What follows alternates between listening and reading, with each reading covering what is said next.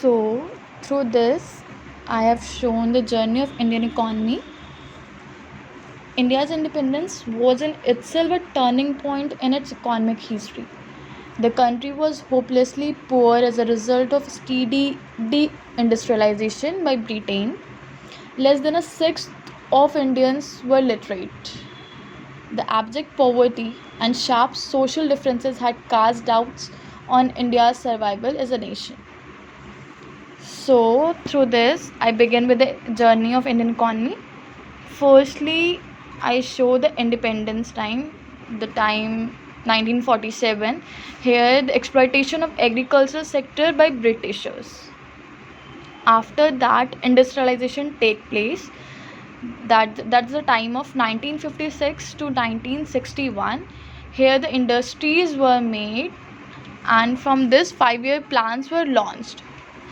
After that, in 1960s only, there's a green revolution take place, in which there are much greeneries and the new technologies were launched, and tube wells were made for more greeneries, through which they give proper water to all the fields. After that, in 1991, here the new economic policy were launched, in which increase in competition, which consists of LPG, that is liberalization, privatization, and globalization. And after that, current India, likewise now we are in current India. So the smart cities were launched, metros were go through it, roads and flats were made.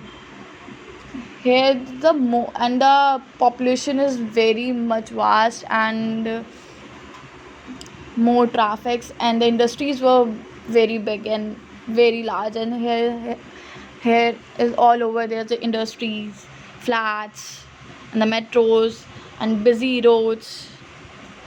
After that, we are makeover of the dream India, which is like into 2050 we are assuming to become a dream India. And lastly, there are hidden treasure of Indian economy, in which many schemes are there. There are Swachh Bharat Abhiyan, save trees, stop pollution, save environment, and lots more. So it's a crush of the journey of Indian economy.